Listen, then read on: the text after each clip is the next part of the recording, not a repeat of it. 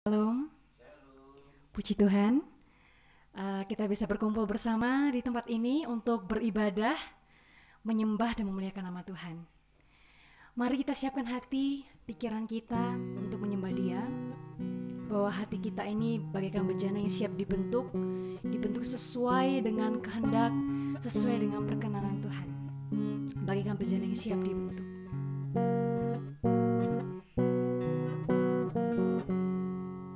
Bagaikan bejana siap dibentuk, demikian hidupku di tanganmu. Dengan urapan kuasa Roh-Mu, ku dibaharui selalu.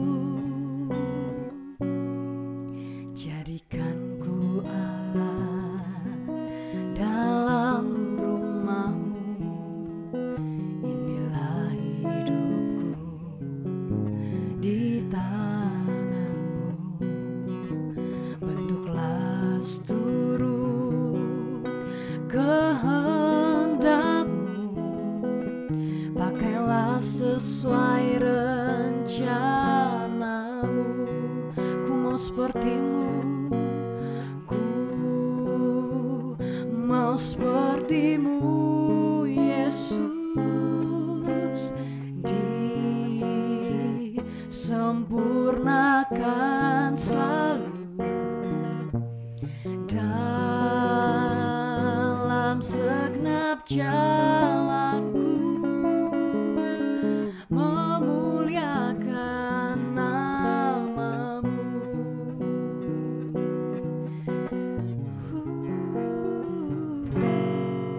Bagaikan bejana siap dibentuk, demikian hidupku di tangan-Mu. Bentuklah seturut kehendak-Mu, pakailah sesuai rencana-Mu. Kami mau seperti-Mu, ku mau seperti-Mu, Yesus. Disempurnakan selalu dalam segenap jalanku, memuliakan nama-Mu. Kami mau seperti-Mu, ku haleluya. Oh Yesus, disempurnakan selalu dalam segenap jalanku, memuliakan nama.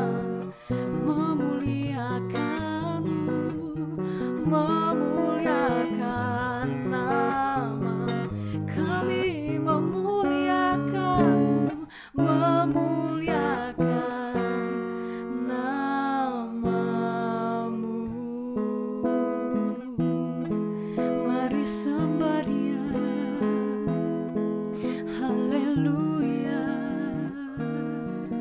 Kami mau seperti-Mu, Yesus. Ini hati kami, ini hidup kami untuk-Mu, Kristus. Haleluya.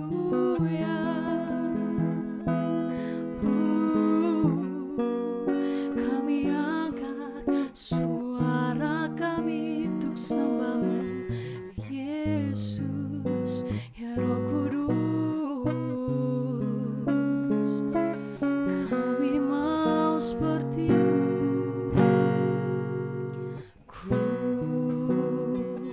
mau seperti-Mu, Yesus. Disempurnakan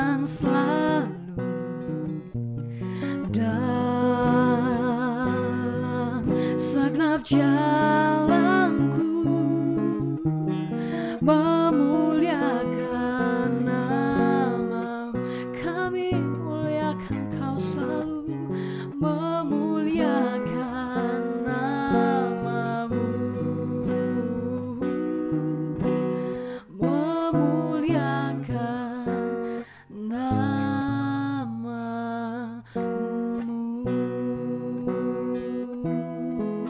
Haleluya. Berikan kemuliaan bagi Tuhan Yesus Allah kita. Untuk doa ibadah pembukaan pada pagi hari ini dipersilakan kepada Bapak Pendeta Ceftari.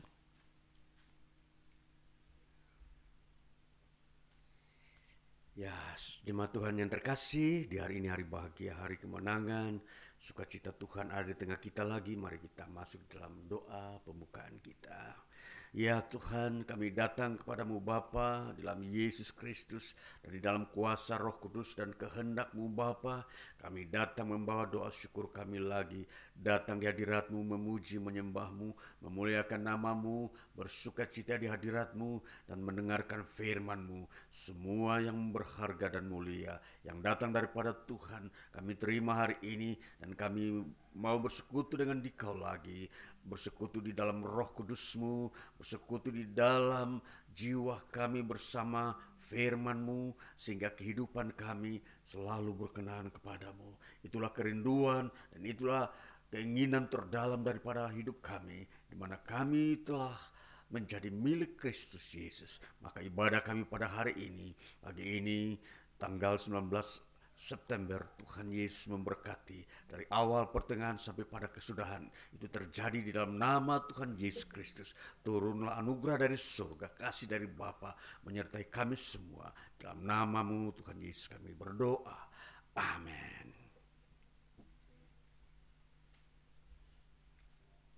Amin, puji nama Tuhan. Ya, ada sukacita Bapak Ibu Saudara sekalian. Ya, karena kita terlalu banyak mengecap kebaikan Tuhan, marilah kita bangkit berdiri, kita nyanyikan Kecaplah dan Lihatlah.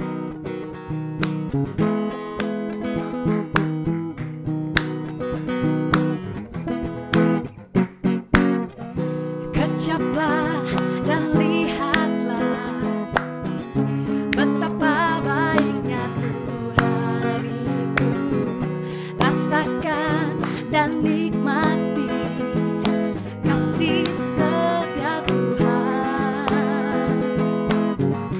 Kecaplah dan lihatlah betapa baiknya Tuhan itu. Rasakan dan nikmati kasih setia Tuhan. Syukur bagi Dia, syukur bagimu Tuhan. Segala hormat bagimu Tuhan, Allah yang mengasihiku, Allah yang memeliharaku selamanya. Haleluya.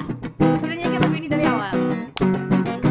Kecaplah dan lihatlah betapa baiknya Tuhan itu.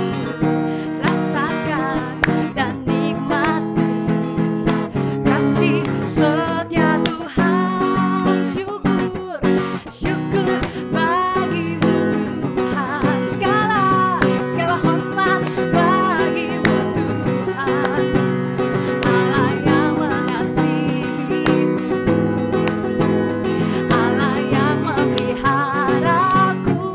Kami mau bersyukur, syukur bagimu Tuhan.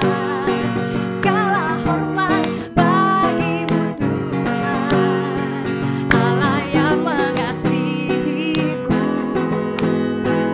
Allah yang memeliharaku selamanya. Selamanya, selamanya. Haleluya, berikan kemuliaan bagi Tuhan Yesus Allah kita. Puji nama Tuhan. Baiklah, untuk menyambut kesaksian pada pagi hari ini, kita nyanyikan lagu Hari Berganti Hari, kasih Tuhan itu selalu ada untuk kita.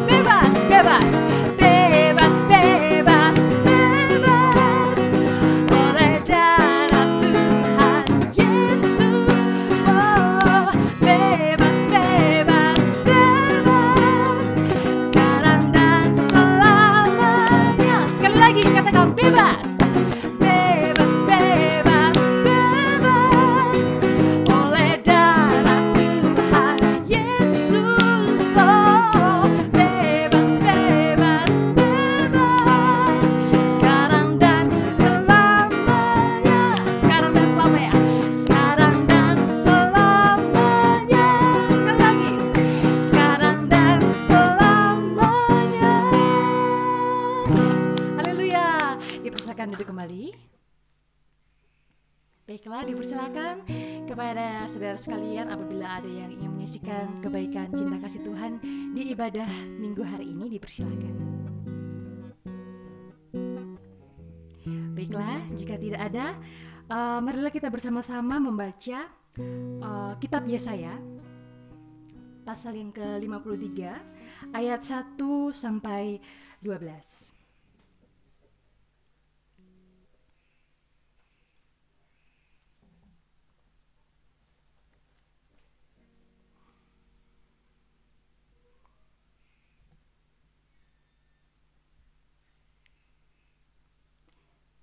Ya, yang sudah ketemu katakan amin.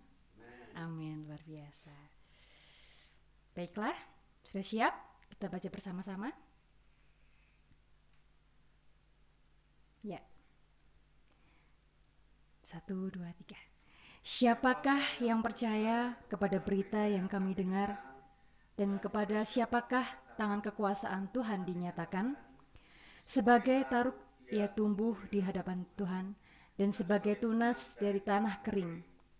Ia tidak tampan dan semaraknya pun tidak ada, sehingga kita memandang dia, dan rupa pun tidak, sehingga kita menginginkannya.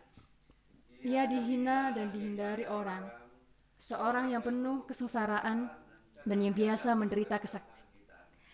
Ia sangat dihina, sehingga orang menutup mukanya terhadap dia, dan bagi kita pun dia tidak masuk hitungan.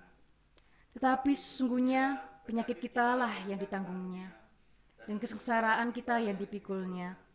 Padahal kita mengira dia kena tulah, dipukul dan ditindas Allah.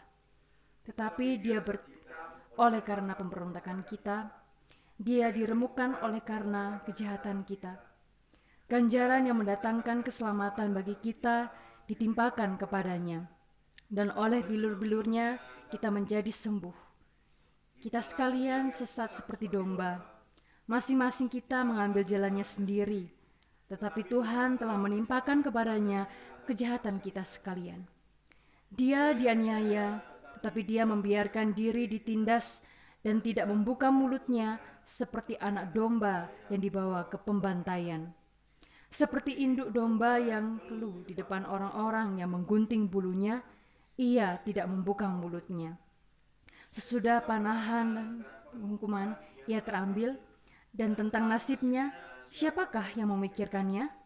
Sungguh ia terputus dari negeri orang-orang hidup, dan karena pemberontakan umatku ia kena tulah. Orang-orang menempatkan kuburnya di antara orang-orang fasik, dan dalam hatinya ia ada di antara penjahat-penjahat. Sekalipun ia tidak berbuat kekerasan dan tipu tidak ada dalam mulutnya, tetapi Tuhan berkehendak meremukkan dia dengan kesakitan.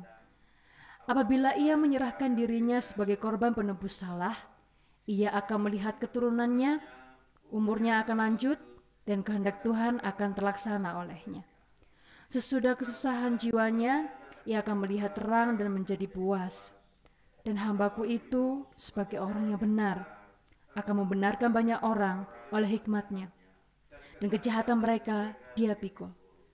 Sebab itu aku akan membagikan kepadanya orang-orang besar sebagai rampasan, dan ia akan memperoleh orang-orang kuat sebagai jarahan, yaitu sebagai ganti karena ia telah menyerahkan nyawanya ke dalam maut, dan karena ia terhitung di antara pemberontak-pemberontak, sekalipun ia menanggung dosa banyak orang dan berdoa untuk pemberontak-pemberontak.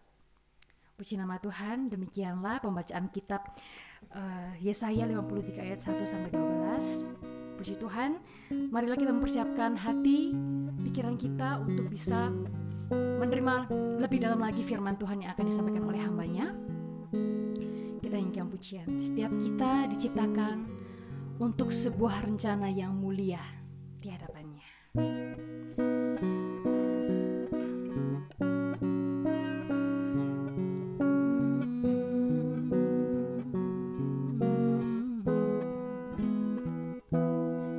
Setiap kita diciptakan untuk sebuah rencana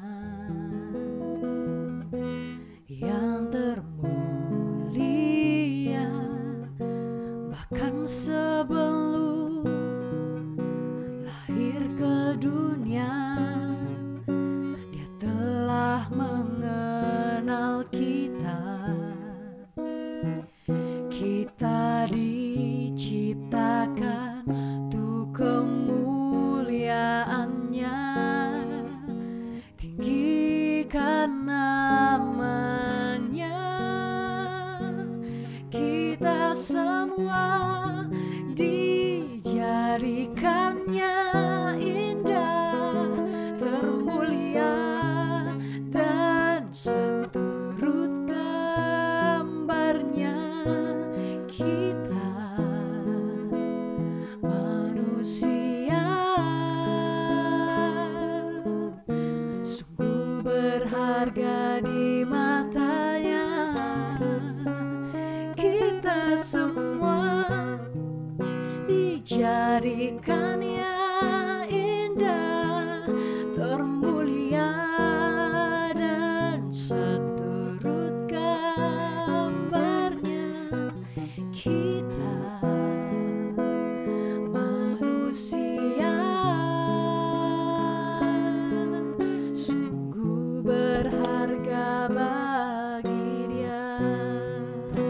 Kita nyanyikan lagu ini dari awal. Setiap kita diciptakan untuk sebuah rencana. Setiap kita diciptakan untuk sebuah rencana yang termulia, yang termulia. Bahkan sebelum lahir ke dunia, Dia telah mengenal kita. Kita diciptakan untuk sebuah rencana. Kita diciptakan untuk kemuliaannya. Tinggikan namanya.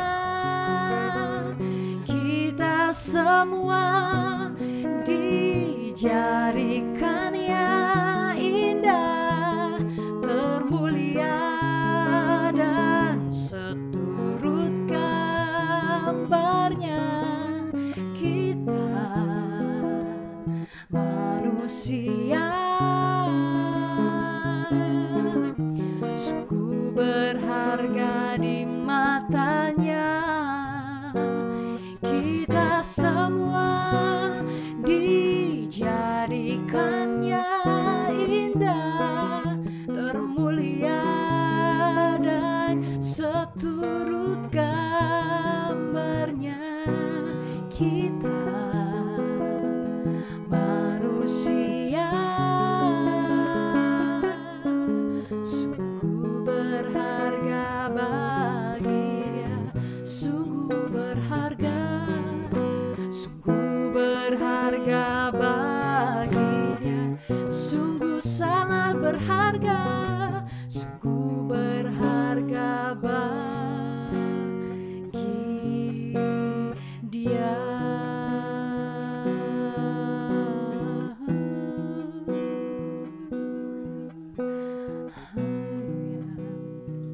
Dipersilakan kepada hambanya untuk bisa menyampaikan kebenaran firman Tuhan pagi hari ini.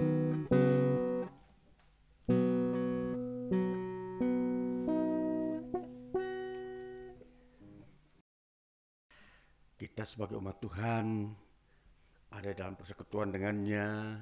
Dalam ibadah ini teristimewa firman Tuhan, kita akan mendengarkannya lagi untuk menambahkan kepada kita wawasan-wawasan kehidupan, pengenalan akan kebenaran firman Tuhan dan kehendak Tuhan di dalam kehidupan kita selama kita di dunia ini. Maka hari ini sungguh kita berbahagia, kita telah menyanyikan nyanyian-nyanyian indah, nyanyian-nyanyian yang menyukakan hati Tuhan, yang membawa kita juga kepada kekuatan hidup, kekuatan yang baru yang kita butuhkan di dalam hidup kita. Hari ini kita akan mendengarkan firman Tuhan yang terambil dari Injil Lukas pasal 13. Kita akan membaca Injil Lukas pasal 13 ayat 22 hingga ayat 30. Sebelumnya mari kita berdoa. Kami datang kepadamu Bapa dalam Yesus Kristus Tuhan.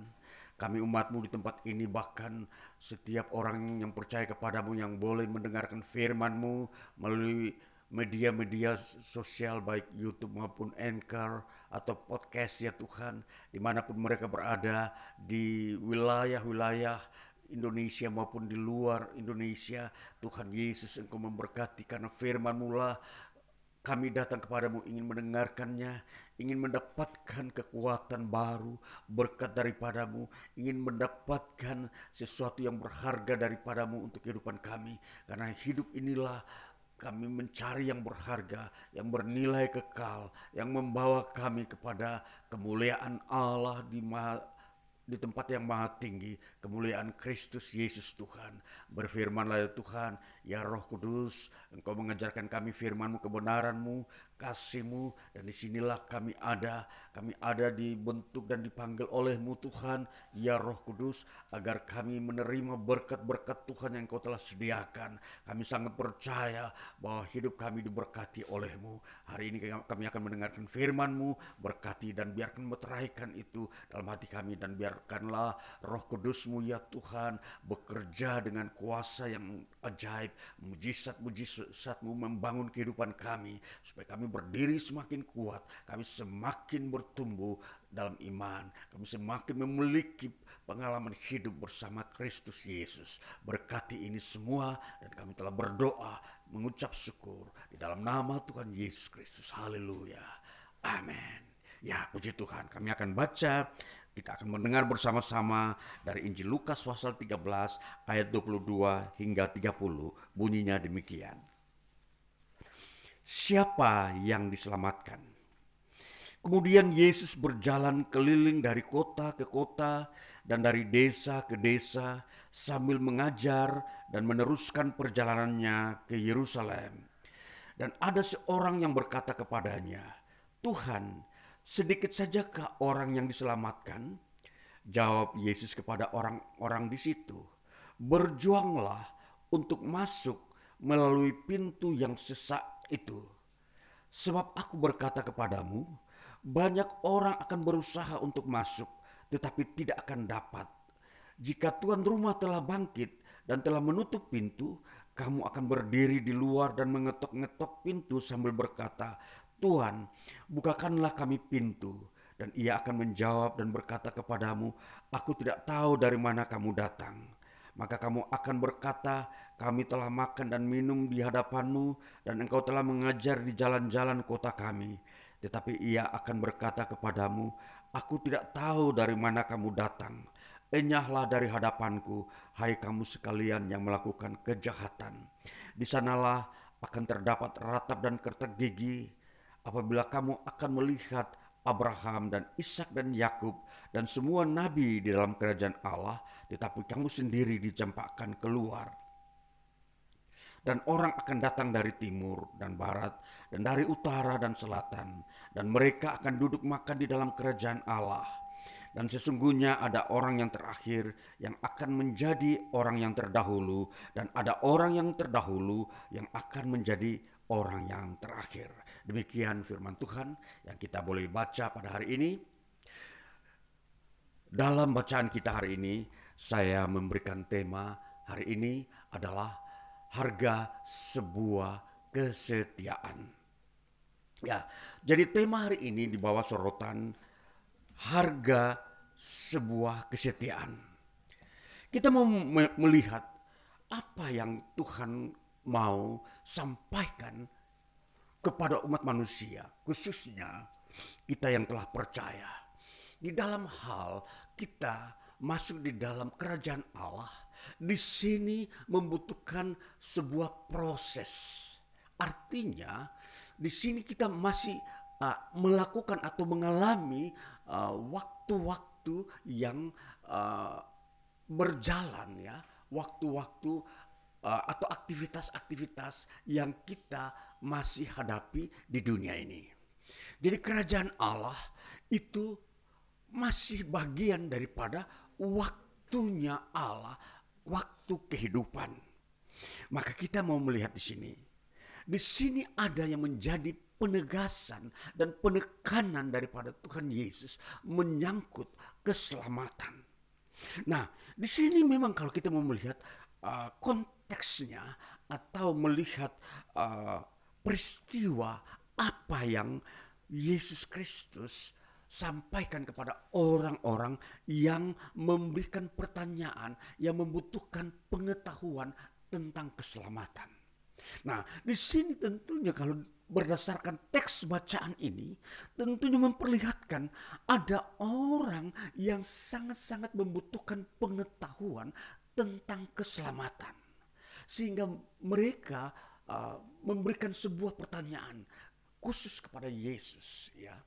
Jadi di sini tentunya kalau pertanyaan ini ditujukan kepada orang-orang yang bukan pada tempatnya, bukan ahlinya, bukan orang yang memang benar-benar mengetahui tentang keselamatan, tentunya mereka akan berkata, pertanyaanmu adalah pertanyaan yang tidak bisa dijawab hari ini. Ya.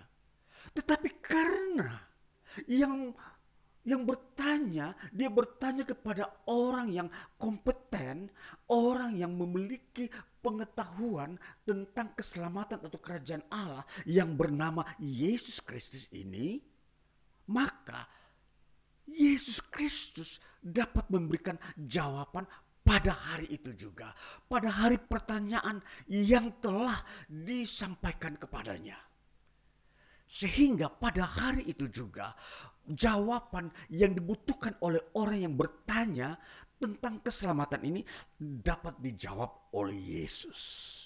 Nah, ini saudara-saudaraku, kalau kita mau melihat konteks ini sebuah kisah perjalanan manusia yang ingin mengetahui tentang bagaimana proses-proses keselamatan itu harus terjadi.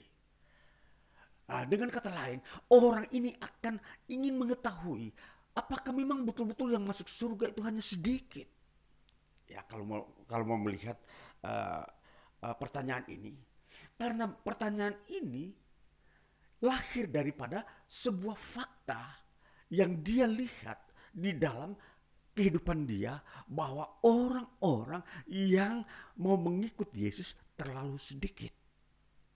Ya, kalau kita membuat perbandingan, katakanlah di dalam sebuah lingkungan atau lokasi negara, waktu Yesus hadir di Israel, penduduk Israel kalau kita mengambil rata-rata jumlahnya 3 juta orang. Dengan karya-karya Yesus yang besar, mujizat-mujizat yang besar. Orang sakit disembuhkan, orang lumpuh berjalan, orang buta melihat, orang mati dibangkitkan. Betapa yang memberi respon terlalu sedikit. Maksimal pada saat itu yang dimana Yesus seringkali berinteraksi dengan orang-orang hanya sekitar 5.000 orang. Bahkan itu dalam catatan waktu Yesus pernah memberi makan 5.000 orang, itu hanya laki-laki. Berarti kalau laki-laki dengan dia membawa istrinya berarti 10.000. Kalau mereka membawa satu orang masing-masing satu anak berarti 15.000. Kalau kita membuat angka-angka matematika ya, matematis di sini, jadi maksimal hanya 15.000 orang yang bisa berinteraksi dengan Yesus, bisa makan bersama Yesus di manakala Yesus mempersilahkan mereka menikmati hidangan ketika Yesus memberi makan 5.000 orang tersebut. Belum lagi hal-hal yang Yesus lakukan di tengah-tengah satu desa di mana banyak orang yang disembuhkan. Di satu desa itu kurang lebih kalau kita lihat penghuninya, kalau di situ ada sekitar 200 kakak atau 500 kakak, maka 500 kakak itu bisa 1.500 orang minimal yang kita bisa dapatkan. Nah, jadi kalau kita mau melihat, ada orang ini melihat fakta, apakah hanya sedikit orang yang harus masuk surga Tuhan? Nah, pertanyaan ini memberikan sebuah respon kepada Tuhan Yesus bahwa perlu ini dijawab. Perlu untuk diberitakan kepada mereka yang membutuhkan. Karena melihat fakta apakah memang demikian. Tetapi memang benar. apa yang Yesus jawab terhadap pertanyaan ini, jawabannya yang Yesus buat seperti ini. Jawab Yesus kepada orang-orang di situ, berjuanglah untuk masuk melalui pintu yang sesak itu. Sebab aku berkata kepadamu, banyak orang akan berusaha untuk masuk, tetapi tidak akan dapat. Nah, saudaraku, di dalam jawaban Yesus terhadap pertanyaan tadi, ternyata jawaban ini menyinggung tentang memang bisa saja sedikit, tetapi bukan berarti itu merupakan keputusan akhir. Itu bergantung kepada sebuah proses. Nah, kita akan melihat proses di sini adalah dikatakan Yesus bahwa berjuanglah untuk masuk melalui pintu yang sesak itu. Nah, jadi di sini keselamatan dalam prosesnya yang harus dijalani oleh manusia adalah dia harus berjuang melalui pintu yang sesak. Nah, kalau kita memperhatikan perjalanan-perjalanan manusia, biasanya manusia akan menuju kepada satu tempat di mana kalau kita gambarkan tempat itu adalah tempat di mana manusia membutuhkan sebuah tempat peristirahatan, maka dia akan masuk ke situ harus melalui sebuah pintu. Nah, di sini keselamatan memberikan gambaran tentang sebuah tempat peristirahatan. Kalau kita memakai bahasa kondisi kita sekarang di dunia ini, semua orang yang membutuhkan istirahat itu adalah itu kebutuhan daripada hidup manusia. Semua orang tidak pernah tidak membutuhkan istirahat. Jadi peristirahatan bisa saja kalau kita gambarkan dalam kehidupan kita di dunia ini, pada waktu kita tidur malam, kita butuh istirahat. Nah, namun di dalam konteks dan konsep daripada kehidupan secara kekekalan, maka peristirahatan ini yang dimaksudkan di sini adalah kerajaan Allah. Nah, kerajaan Allah ini untuk menuju ke sana sebuah proses perjalanan yang harus melalui sebuah pintu. Nah, pintu ini dikatakan sesak. Apa artinya di sini? Sesak artinya di sini kalau kita hurufiakan saja bahwa ini hanya bisa dilewati oleh satu orang. Jadi satu orang masuk satu pintu, tidak bisa langsung dua orang satu pintu. Jadi ukuran pintunya begitu pas ya dengan ukuran manusia kalau kita terjemahkan secara hurufiah seperti ini. Nah, jadi masuk.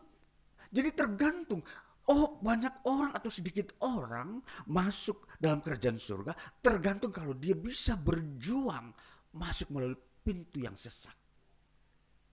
Nah, jadi jawaban ini apa yang Yesus berikan ini tentunya bisa kemungkinan sedikit kalau memang mereka tidak mau berjuang. Tetapi bisa juga banyak kalau banyak orang yang mau berjuang.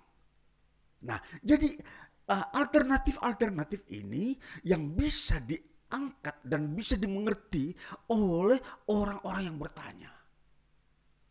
Nah, jadi kalau kita memperhatikan jawaban, jadi ini adalah jawaban yang objektif sekali.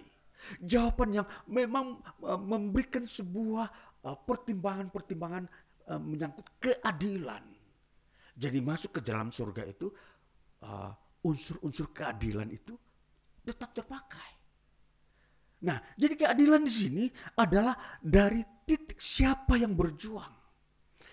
Nah, kalau kita mau menghubungkan dengan anugerah, memang anugerah itu diberikan cuma-cuma ketika orang percaya kepada Yesus Kristus. Tetapi di dalam anugerah ini, di sini manusia harus memberikan sebuah respon terhadap anugerah Allah. Apa itu respon manusia? Yaitu berjuang. Dia harus mempertahankan, dia harus tetap kuat memegang anugerah yang dia telah terima dari Allah untuk supaya tetap dia perjalanannya finish sampai ke tempat tujuan. Nah, jadi kalau kita memperhatikan ada teologi yang mengajarkan tentang keselamatan. Ada teologi yang mengajarkan bahwa keselamatan itu bisa saja hilang dari orang-orang yang sudah percaya kepada Yesus Kristus. Tapi ada teologi yang juga yang mengatakan keselamatan itu tidak bisa hilang karena anugerah itu begitu besar. Nah, saudara-saudara, memang di sini kita bisa berpihak kepada satu teologi yang mengatakan keselamatan bisa hilang. Kita juga bisa berpihak kepada satu teologi yang mengatakan bahwa keselamatan itu tidak bisa hilang karena anugerah Tuhan jauh lebih besar untuk memelihara keselamatan yang telah Dia berikan kepada setiap orang. Nah, jadi di sini untuk melihat konteksnya, maka di sini kita harus benar-benar menggunakan konteks. Di dalam kita memasuki kehidupan, bukan saja di dunia ini, di dalam lingkungan pekerjaan kita, bahkan di dalam perihal keselamatan, di situ pun ada konteks. Kalau teologi yang satu mengatakan keselamatan itu bisa hilang, ya, itu konteksnya adalah begini. Kalau dia itu diperhadapkan dengan sebuah tantangan kehidupan yang begitu besar dan sebuah ujian yang begitu dahsyat, lalu dia ini tidak mampu menghadapi ujian tersebut, yaitu ujian iman ini, maka dia meninggalkan imannya itu, lalu kemudian beralih kepada kepercayaan yang lain. Maka dalam konteks seperti ini, iya, keselamatan itu hilang. Nah, ini teologi seperti ini dibenarkan dengan konteks seperti ini. Jadi kita melihat itu adalah perjuangan setiap orang. Itu disebut jalan sempit. Kalau dia tidak mampu bertahan menghadapi ujian-ujian iman di dalam kehidupannya, selama dia perjalanan mengikuti Tuhan dalam imannya kepada Kristus, disinilah memang bisa hilang. Nah, di sini jadi banyak pemikir-pemikir Kristen memikirkan hal ini. Ini perlu disampaikan dan diajarkan pada setiap orang percaya bahwa proses-proses perjuangan iman itu yang sampai kepada titik ini itu benar-benar harus disampaikan, diajarkan. Bahwa prosesnya, konteksnya itu seperti itu. Bahwa keselamatan itu bisa hilang ketika manusia atau orang percaya ini dia berjalan di jalan yang sempit lalu dia berbalik. Dia tidak mampu berjalan di jalan yang sempit seorang diri. Jadi di sini ujian iman itu biasanya satu persatu. Ya, satu persatu mengalami ujian. Tidak bisa bersamaan. Tidak ada yang mendampingi atau menemani ketika setiap orang menghadapi ujian iman. Makanya jalan sempit disebut jalan hanya satu orang bisa lewat di situ. Pribadi lepas pribadi. Jadi ketika seseorang menghadapi ujian iman, dia tidak mampu bertahan, maka dia mundur. Maka ini bisa terjadi sedikit orang yang diselamatkan. Nah, ini jawabannya bisa seperti itu. Maka kita hubungkan dengan pemahaman teologi yang berkembang saat ini seperti itu, bahwa keselamatan bisa hilang kalau memang konteksnya seperti itu. Dia meninggalkan Tuhan, meninggalkan imannya kepada Yesus Kristus, mengikuti apa yang ditemui dalam kehidupannya yang menekan hidupnya sehingga dia tidak mampu menjalani proses kehidupan iman dalam Yesus Kristus. Dia mengikuti apa yang telah mengikat dirinya, telah mengambil kehidupannya untuk masuk ke dalam sebuah lingkungan yang baru, lingkungan di luar iman kepada Kristus. Nah, ini pemahaman yang pertama. Lalu pemahaman yang kedua, keselamatan itu tidak bisa hilang oleh karena anugerah. di manakah konteksnya kita mau memperhatikan? Konteks anugerah di sini bahwa memang Allah memberikan anugerah keselamatan itu sempurna dan sangat besar, dan tidak ada satupun dosa yang tidak bisa diampuni ketika diperhadapkan dengan anugerah. Allah bermurah hati, sekalipun dosamu merah seperti kermisi, maka akan bisa diampuni dan disucikan putih seperti salju. Ini anugerah terbesar. Sekarang kita mau memperhatikan konteksnya bahwa anugerah Allah ini tidak bisa lepas dari kehidupan seseorang ketika dia percaya kepada Yesus Kristus. Ketika dia menerima Yesus, keselamatannya tidak akan hilang. Nah, jadi di sini kita akan melihat konteksnya. Ketika ada orang menghadapi sebuah ujian, lalu kemudian dia di situ mengalami sebuah kelemahan. Kelemahan di sini bukan berarti bahwa dia meninggalkan imannya kepada Yesus Kristus, tapi dia mengalami sebuah daya tahan hidupnya, daya tahan imannya itu mengalami goncangan. Kalau kita memperhatikan Petrus ketika dia menghadapi ujian imannya, ketika dia dipertanyakan oleh orang-orang yang ada ketika Yesus mau disalibkan, mereka bertanya kepada Petrus, mereka bertanya, "Hai, engkau ini juga bagian daripada orang ini, yaitu Yesus Kristus?" Petrus menjawab, "Aku tidak mengenal orang ini." Jadi dengan kata lain bahwa Petrus menyangkal. Jadi di sini letak kelemahannya Petrus. Dia lemah tetapi dia tidak jatuh. Dan di sini anugerah Allah bisa memulihkan dia dan menjaga dia sehingga dia tetap selamat. Nah, dia akhirnya bertobat. Nah, jadi saudara-saudara, jadi di sini memang setiap orang diperhadapkan dengan sebuah hikmat Tuhan bahwa bertobat itu merupakan kunci di mana kita terpelihara dalam anugerah keselamatan yang kekal. Nah, jadi di sini adalah letak perbedaannya. Jadi jalan yang sempit itu adalah setiap orang akan mengalami ujian. Kalau dia goncang atau dia mengalami kebimbangan, itu belum berarti dia sudah meninggalkan atau dia sudah tidak mau mengikuti jalan sempit. Di sini ketika dia diingatkan, dia bertobat. Petrus bertobat. Nah, inilah menjadi sebuah konsep kita, bahwa anugerah itu memang betul-betul besar. Saat-saat di mana manusia lemah, dia membutuhkan belas kasihan Tuhan, pengampunan Tuhan, itu pun berlaku.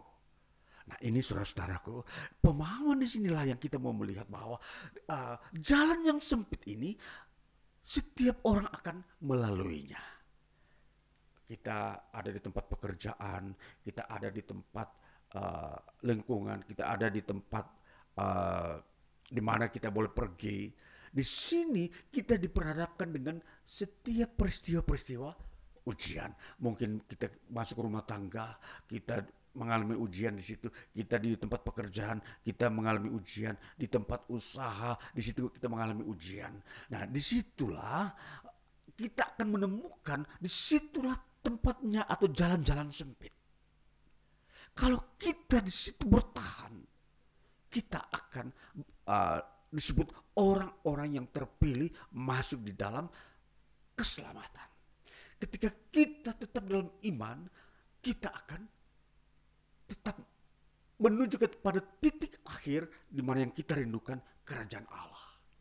Nah, jadi saudara-saudara, di dalam pengajaran iman Kristen memang di sini membukakan kepada kita kerajaan Allah tentunya begitu luas dan terbuka. Namun kita harus mengerti proses-proses yang kita jalani. Proses-proses ini yang disebut berjuang. Nah, jadi kalau kita memperhatikan tema firman Tuhan hari ini, harga sebuah kesetiaan. Harga sebuah kesetiaan itu dilihat dari perjuangan, seberapa besar kita berjuang. Kalau kita berjuang hanya setengah-setengah, kita juga akan mengalami sebuah kehidupan kesetiaan kita setengah-setengah.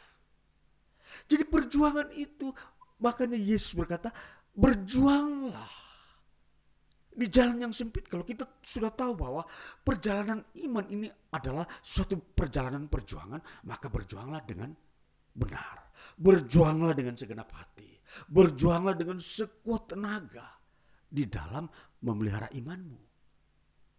Ini iman penting kita jaga karena dia bagaikan mutiara. Jadi sehingga kita bisa melihat bahwa proses perjalanan kita benar-benar sukses. Kita bisa tahu jalan yang sudah kita tuju, kerajaan Allah. Kita sudah tahu, kita sudah diarahkan, firman Tuhan sudah dibukakan, jalannya sudah kita diarahkan. Tinggal kita menjalaninya, mampu atau tidak. Bisakah kita menang ketika sebuah ujian iman itu datang? Nah, jadi saudara-saudaraku, jadi iman ini itu dia tidak bersifat aktivitas di dunia ya. Seperti contoh kalau kita kita melakukan sebuah usaha, membangun sebuah usaha. Usaha itu memang sebuah perjuangan ya. Kita membangun sebuah usaha itu didasari dengan sebuah perjuangan. Namun kita melihat usaha yang kita lakukan ini didasari dengan perjuangan. Kalau kita sebentar lelah, kita berhenti, nanti kita berjuang lagi, lalu kemudian kadangkala kita berjuangnya separuh-separuh, kadangkala juga ya kembang kempes, ya itu perjuangan ya. Nah, namun kita mau memperhatikan hasil daripada usaha kita, sekalipun kita kembang kempes, tetapi hasilnya tetap ada, hasilnya tetap bisa maksimal. Misalkan contoh, kalau kita rajin di dalam berjuang mengerjakan usaha kita kepingin hasilnya 100 atau 80, tetapi ketika ada orang juga berjuang tetapi setengah-setengah, hasilnya juga bisa 80. Karena apa? Karena di sini hasil perjuangan orang bisnis itu bukan sekedar tergantung kepada perjuangan, tetapi tergantung kepada di mana berkat Tuhan memang berikan kepada dia. Nah, makanya perbedaan sedikit bahwa berjuang dalam dunia bisnis atau dunia usaha kita itu memang kalau kita membandingkannya dengan perjuangan iman memang berbeda. Di dalam perjuangan kita dunia iman, ini jalan sempit ini memang harus 100%. Untuk mendapatkan hasil 100, berjuangnya pun 100. Tidak bisa setengah. Dan tidak bisa kita maju mundur, sebentar berjuang, sebentar enggak berjuang. Jadi perjalanan iman adalah selalu berjuang. Tidak pernah tiada hari tanpa berjuang. Nah, itulah sebabnya di dalam perjuangan ini, di sini letak kita akan terus selalu mau hadir di dalam persekutuan dengan Kristus Yesus, mendengarkan firman-Nya, berdoa. Ini adalah sikap perjuangan kita. Bahwa kita ingin menang, kalau kita ingin melewati masa-masa ujian, maka sikap yang paling tepat adalah kita bersekutu dengan Yesus Kristus, kita membaca firman-Nya, kita berdoa. Itu adalah sikap-sikap perjuangan. Nah, jadi kita pahami saudara-saudara, jadi Yesus berkata, berjuanglah di jalan yang sempit. Ya, berjuang. Jadi kalau kita sudah mengerti istilah berjuang, maka kita akan melakukannya di dalam proses hidup iman kita. Jadi proses hidup iman kita, sekali lagi saya sampaikan, untuk supaya kita berjuang, kita tidak boleh lepas dari bersekutu dengan Kristus, berdoa, dan mendengarkan firman-Nya. Ini membuat kita bisa menang di dalam perjalanan iman kita. Saudara-saudaraku, ini yang harus kita ketahui. Lalu kemudian kita mau melihat bagian berikutnya, jawab Yesus selain jalan yang sempit. Yesus berkata begini, Banyak orang akan berusaha untuk masuk, tetapi tidak akan dapat. Nah, banyak orang mau masuk, tetapi tidak akan dapat. Kenapa? Karena memang banyak orang mau masuk ke kerajaan Allah, tetapi melalui jalan-jalan yang lain. Bukan jalan sempit. Mereka mau pakai jalannya sendiri. Mereka mau pakai jalan-jalan yang memang menurut manusia itulah bisa sampai ke dalam kerajaan surga. Maka Yesus berkata, tidak bisa. Tidak ada jalan lain kecuali jalan sempit. Jadi kalau jalan lain yang mau dibuat manusia seperti kemakmuran, jalan yang dibuat manusia, jalan moral, jalan hedonisme atau berfoya-foya, itu semua itu jalan-jalan yang dibuat manusia. Tetapi Yesus berkata tidak bisa. Apalagi dibuat jalan filsafat. Filsafat bukan tidak bisa atau bukanlah jalan yang bisa membawa manusia ke surga. Jadi jalan sempit adalah persekutuan dengan Kristus. Ini yang mau menjadi penegasan Tuhan Yesus. Lalu kemudian dikatakan, ayat 25, jika tuan rumah telah bangkit dan telah menutup pintu, kamu akan berdiri di luar dan mengetuk-ngetuk pintu sambil berkata, Tuhan, bukakanlah kami pintu. Dan ia akan menjawab dan berkata kepadamu, aku tidak tahu dari mana kamu datang. Ini sebuah kelanjutan daripada orang-orang yang tidak mau lewat jalan sempit. Yesus berkata, orang-orang yang tidak mau melalui jalan sempit ini, mereka akan diperhadapkan dengan suatu kondisi. Mengetuk-mengetuk pintu kerajaan surga, mau masuk. Tetapi tuan rumah yang digambarkan di sini adalah Allah sendiri, Allah Bapa berkata, aku tidak mengenal kamu. Di dalam sebuah kerinduan ingin masuk ke dalam kerajaan Allah yang begitu mulia, kudus, dan begitu bahagia. Yang dirindukan oleh orang-orang yang tidak mau jalan sempit ini. Hanya mempunyai kerinduan. Tetapi Allah Bapa di surga berkata, aku tidak mengenal kamu. Kamu jalanmu lain. Kamu melalui jalan yang bukan ditentukan. Jalan sempit yang ditentukan, kamu memakai jalan yang lain. Maka aku tidak mengenal kamu, dari mana kamu datang. Lewat mana kamu datang. Jalan yang seharusnya aku tentukan untuk sampai ke surga, itulah pintu terbuka. Sedangkan kamu memakai jalan yang lain, maka pintu tertutup. Tidak ada jalan yang dibuka, tidak ada pintu yang dibukakan di jalan yang lain. Bisa saja kalau kita analogikan, kerajaan surga itu mempunyai dua pintu. Satu pintu yang terbuka ini jalan sempit. Tapi satu pintu yang jalan lain itu tertutup. Jadi Allah Bapa membuka pintu yang jalannya sempit. Yang satu itu ditutup. Manusia memakai jalan yang lain. Dia ngetuk-ngetuk di pintu yang tertutup. Allah Bapa dalam surga berkata, aku tidak mengenal kamu. Dari mana kamu datang? Kamu ingin masuk ke surga, tapi kamu melalui pintu yang tertutup.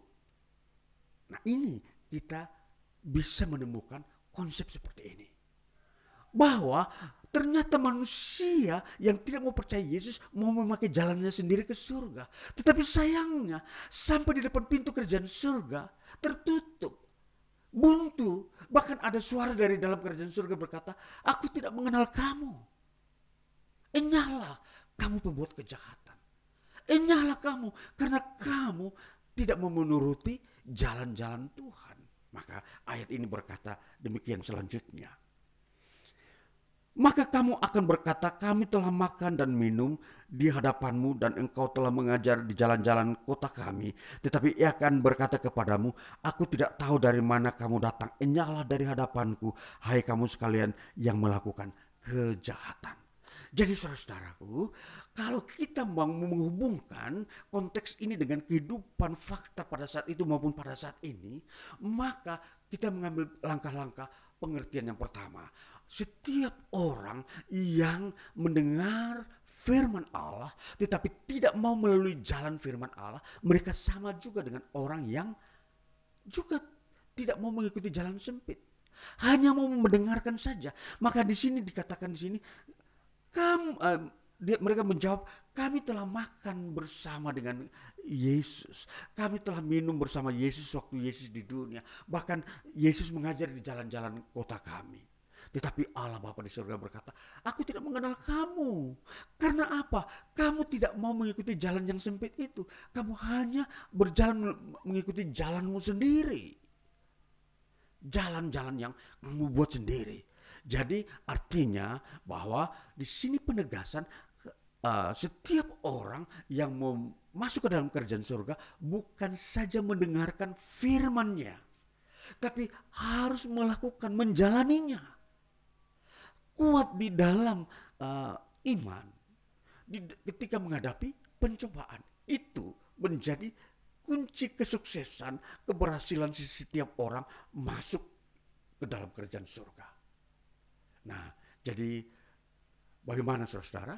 Setelah kita percaya Yesus, apakah sudah finish, selesai kehidupan kita untuk katakanlah masuk ke surga? Belum. Ketika kita menjadi seorang Kristen di dunia ini saat ini, kita masih diperlengkapi atau kita memperlengkapi diri kita dengan sebuah konsep perjuangan. Berjuang di dalam iman. Tetap percaya kepada Yesus Kristus. Mungkin setiap ada orang yang lemah bisa berkata, aku menyesal, dan kembali bertobat. Ini bisa kembali. Ini sebuah konsep Alkitab bahwa anugerah itu begitu besar. Keselamatan itu tidak bisa hilang ketika seseorang itu kembali dan mengaku dosanya. Nah, inilah saudara yang kita mau memperhatikan bahwa Tuhan memberikan sebuah pemandangan tentang bagaimana pengadilan Allah ketika setiap orang masuk ke dalam sebuah proses penghakiman. Allah berkata, enyalah kamu dari hadapanku. Enyalah kamu dari hadapanku, kamu sekalian pembuat kejahatan. Nah, jadi kalau demikian, maka orang-orang yang berdiri di depan pintu yang tertutup disuruh pergi kembali. Kembali kemana? Bukan ke bumi, tetapi ke neraka. Inilah yang kita mau memperhatikan bagaimana keselamatan itu betul-betul terjadi. Keselamatan itu sudah ada gambarannya melalui firman Tuhan. Maka neraka itu ada, surga itu ada. Maka apa jawab selanjutnya oleh Yesus? Dikatakan begini, di sanalah akan terdapat ratap dan kertak gigi apabila kamu akan melihat Abraham dan Ishak dan Yakub dan semua nabi di dalam kerajaan Allah, tetapi kamu sendiri dicampakkan keluar. Ini ke neraka. Abraham bisa saja dikatakan di sini nenek moyang orang Israel. Mereka berkata, aduh, kami pasti masuk surga karena nenek moyang kami Abraham. Nabi-nabi datang dari Israel. Tetapi kamu orang Israel pembuat kejahatan, tidak mau melalui jalan sempit, kamu tidak akan masuk ke dalam kerajaan Allah. Karena kamu tidak menuruti pola hidup Abraham. Kamu hanya keturunan Abraham. Jadi kerajaan Allah itu bukan soal keturunan, tetapi soal pola hidup. Jadi sekalipun dia orang tuanya nabi, tapi kalau dia sendiri tidak mengikuti jalan yang dilakukan oleh para nabi, dia tidak akan masuk kerajaan Allah. Nah, ini saudara, penegasan daripada Tuhan Yesus bahwa orang-orang seperti ini akan dihukum Tuhan di neraka. Demikian terjadi pada generasi kita. Setiap orang, jadi bukan saja orang Israel, segala bangsa akan masuk ke dalam kerajaan neraka kalau mereka tidak melalui jalan sempit. Nah, ini berita Injil yang kita dengar hari ini. Lalu kita mau melihat saudara, jalan yang sempit ini kita perhatikan bahwa ini adalah suatu konsep keselamatan yang kita dapat dari Alkitab. Kita ingin memperhatikan bahwa jalan yang sempit itu kalau kita mau uh, mengerti bahasa Yunaninya dikatakan tes uh, Testhenes Turas, ini pintu yang sempit. Jadi kalau dikatakan Alkitab tadi jalan yang sempit, tapi dalam Alkitab bahasa Yunani dipakai kata pintu yang sempit. Jadi masuk ke pintu itu hanya memang betul satu orang. Karena sempit, maka tentunya ukurannya hanya untuk satu orang. Nah, jadi kalau kita memperhatikan ini, maka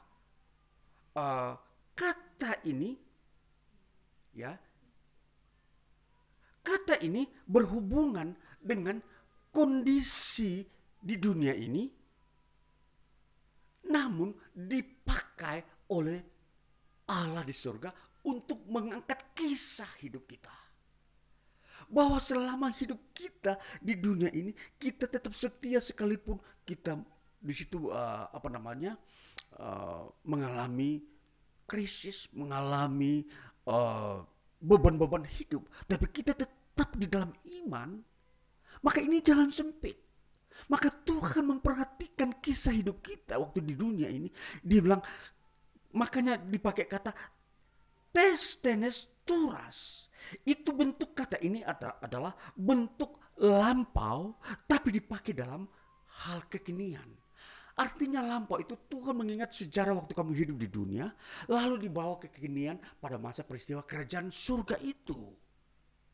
Maka Tuhan memakai bilang begini, aku mengenal kamu waktu kamu menderita apapun kondisinya, krisis, beban-beban hidup di dunia ini, dengan kondisi-kondisi apa saja, lingkungan yang berat, tetapi engkau tetap setia, percaya dan beriman. Ini Tuhan akan angkat. Jadi kalau selama hidup kita di dunia ini tidak pernah, katakanlah tidak pernah berjuang, itu pun akan diangkat oleh Tuhan. Kamu tidak pernah berjuang, enyahlah. Engkau tidak pernah bergelut menghadapi sebuah kesulitan, maka engkau orang pemalas. Nah, itulah bahasa-bahasanya Tuhan. Jadi hidup iman Kristen adalah hidup berjuang. Itulah kerja kita. Makanya ini disebut harga sebuah kesetiaan adalah berjuang. Untuk kita bisa setia dengan Tuhan, kita harus berjuang. Nah, ini ada nilainya. Jadi kalau kita lihat perjuangan itu, kalau krisis kita tetap berharap datang kepada Tuhan. Kalau kondisi dunia berat, mencari pekerjaan susah, ataupun kondisi ekonomi yang dihadapi oleh dunia, kita tetap berjuang, beriman. Ini yang disebut kita berjuang. Maka ini nilai yang diingat oleh Tuhan untuk memuji kita ketika kita masuk ke dalam kerajaan surga. Berbahagialah engkau, anakku, karena engkau telah sukses, engkau telah berhasil mengalahkan ujian. Itulah perjuangan. Maka itu kebahagiaan. Maka inilah yang konsep iman itu harus ada dalam diri kita, saudara-saudara. Berjuang. Jangan kita mau kalah. Jangan kita mau tidak peduli dengan kondisi-kondisi keselamatan. Kalau ada bencana lalu kita ikut kalah, kita ikut menyerah. Jangan. Kondisi berat kita harus tetap berjuang dan berdoa. Tetap meminta Tuhan hadir menolong. Sekalipun pertolongan Tuhan, misalkan kita baru dapat sedikit, kita jangan mengeluh. Jangan melarikan diri, Tuhan hanya menolong kita sedikit, saya mau cepat-cepat untuk dapat pertolongan. Inilah yang membuat kekalahan dalam sebuah perjuangan. Banyak orang kalah karena dia ingin segera Tuhan menolong dia, karena tidak tercapai, dia melarikan diri, lalu dia tidak mau mengandalkan Tuhan, lalu kemudian dia melupakan perjuangan iman. Dia melupakan semua firman yang pernah dia dengar. Dan ini mengakibatkan Tuhan mencatat kamu orang kalah. Kamu tidak tergolong dalam orang-orang masuk ke dalam jalan sempit. Kalau kamu tidak bertobat. Nah, ini saudara-saudaraku yang terkasih, ini kita harus memperhatikan. Semua proses hidup kita ini ada hubungannya dengan iman. Allah mencatat setiap perjuangan kita. Jadi kalau kita berjuang, kalau ada orang tidak mau berjuang, biar. Kita berjuang sesuai dengan apa yang Tuhan berikan kepada kita. Jadi jangan 1000 orang malas, kita sendiri berjuang lalu kita ikut malas. Jangan. Karena perjuangan itu pribadi-pribadi. Itu adalah tanggung jawab kita di hadapan Tuhan. Nah, jadi firman Tuhan berkata, Tuhan Yesus katakan, banyak orang tidak mau berjuang. Mereka mau melewati jalan santai, tapi di situ pintu tertutup. Nah, inilah yang kita harus perhatikan. Kalau kita bisa saja dalam perjuangan ini di dunia pekerjaan kita, di mana kita bekerja, ada orang tidak senang dengan kita punya cara hidup yang benar, enggak apa-apa. Itu sebuah perjuangan. Kita harus tetap kekar kuat menjalankan kebenaran itu. Ini perjuangan. Kalau kita kalah, berarti kita tidak tergolong orang yang berjuang.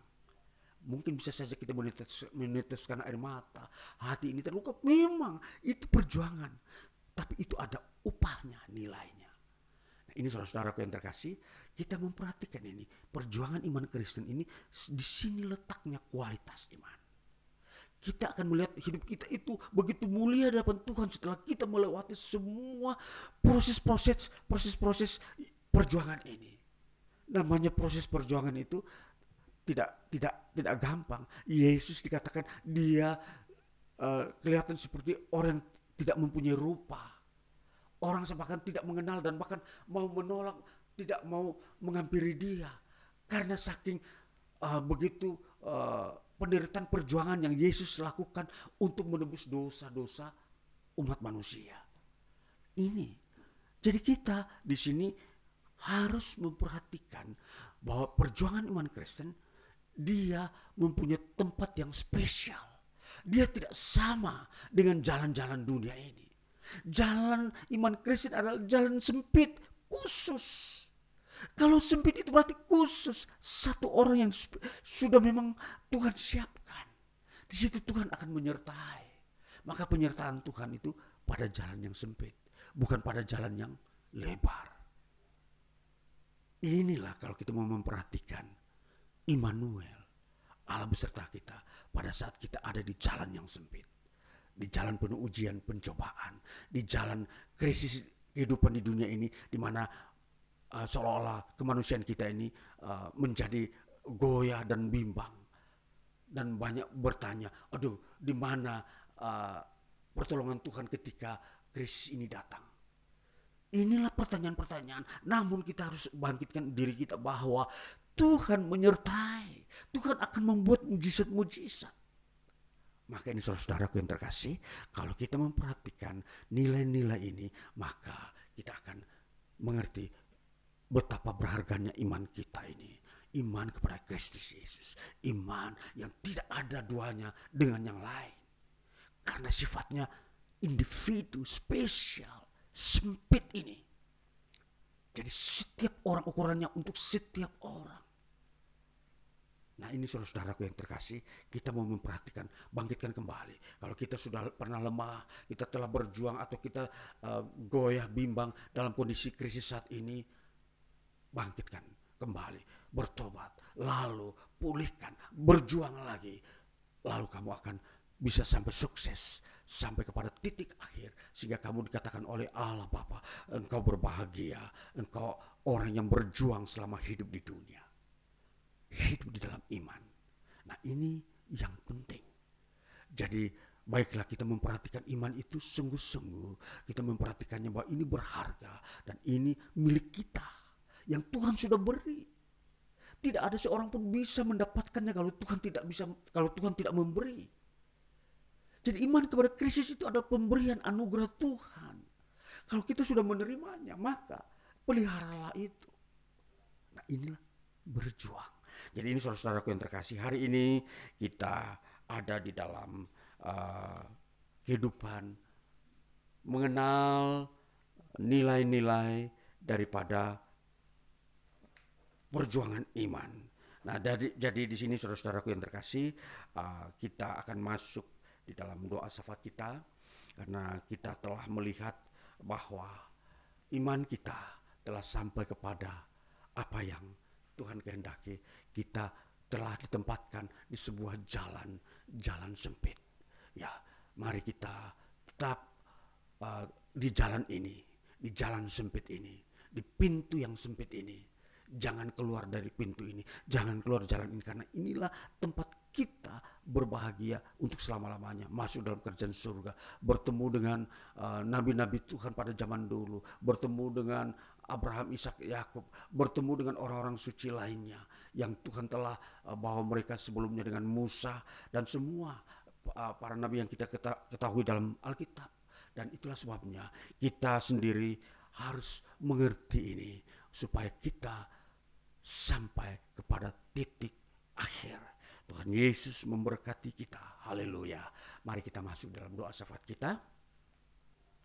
Kami datang bersyukur kepadamu Bapa, Tuhan yang telah berfirman, yang memberikan firman-Mu kepada kami supaya kami pegang, supaya kami ada di dalam jalan Tuhan, jalan sempit, jalan di mana Tuhan mau menyertai kami, Tuhan memberkati. Walaupun di dunia ini memang semua kondisi-kondisi kehidupan banyak yang memberatkan kehidupan kemanusiaan, tetapi iman ini kami mau bangun bahwa kami tetap percaya Tuhan memberkati, Tuhan menyediakan makanan kehidupan, Tuhan menyediakan segala sumber-sumber yang baik untuk melanjutkan kehidupan kami. Maka iman yang berbahagia ini adalah iman yang tetap berjuang melewati kesulitan-kesulitan, tetap percaya kepada Dikau Tuhan Yesus yang adalah Tuhan yang kekal sekalipun kondisi dunia ini sukar dan berat adanya. Kami bersyukur apa? Karena hari ini kami diteguhkan lagi, kami dikuduskan, diampuni dari kelemahan kami,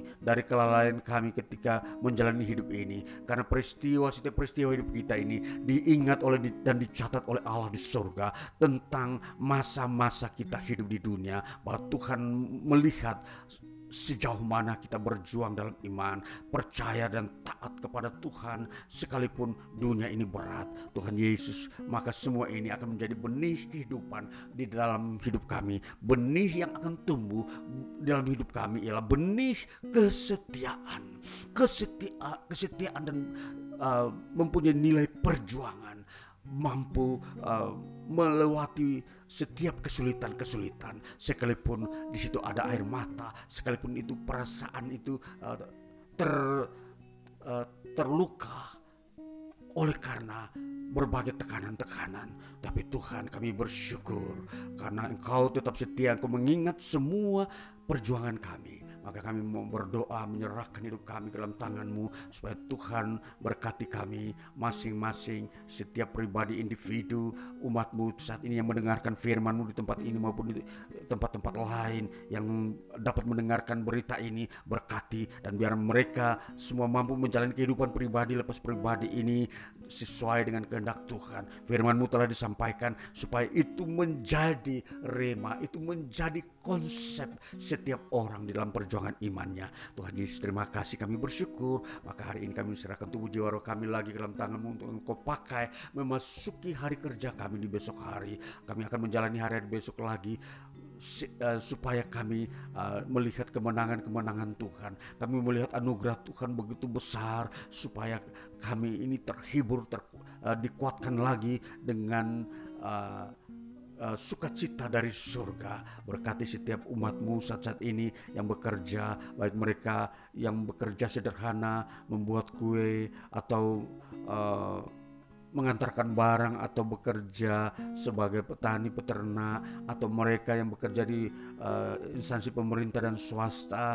Berkati mereka yang ibu rumah tangga maupun pensiunan, mereka yang pelajar, mahasiswa. Berkati ya Tuhan. Maka kami selalu berdoa, bersekutu dengan Dikau dan firman-Mu sebagai sebuah kegiatan perjuangan iman. Di sini kami mendapatkan kekuatan dan pertolongan-pertolongan-Mu Bapa. Kami rindu hidup kami sampai kepada titik terakhir, yaitu masuk ke dalam kerajaan surga. Maka kami memperhatikan hal-hal yang harus kami kerjakan di dunia ini. Tuhan Yesus berkati juga lembaga-lembaga baik pemerintahan maupun gereja yang saat-saat ini juga sedang mau membangun hal-hal yang berguna bagi manusia, agar manusia banyak memilih jalan yang Tuhan kehendaki. Itulah sebabnya kondisi-kondisi saat ini biar itu menjadi suara Tuhan, terhadap setiap orang untuk mengambil keputusan apakah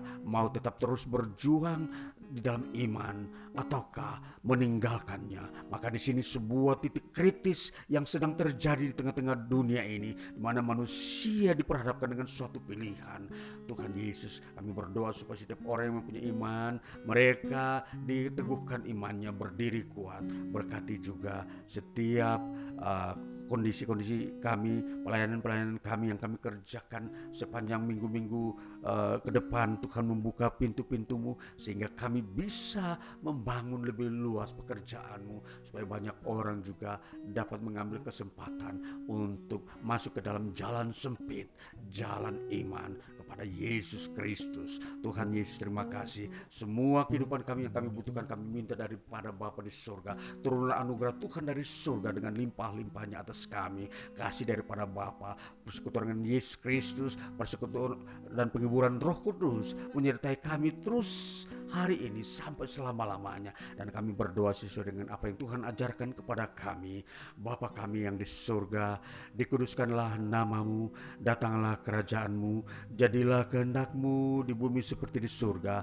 Berikanlah kami pada hari ini makanan kami yang secukupnya, dan ampunilah kami akan kesalahan kami, seperti kami juga mengampuni orang yang bersalah kepada kami. Dan janganlah membawa kami ke dalam pencobaan, tetapi lepaskanlah kami daripada yang jahat, karena Engkau yang punya kerajaan, kuasa dan kemuliaan sampai selama-lamanya. Terima kasih Yesus, terima kasih Yesus, puji syukur hanya bagi-Mu ya Allahku, ya Tuhanku.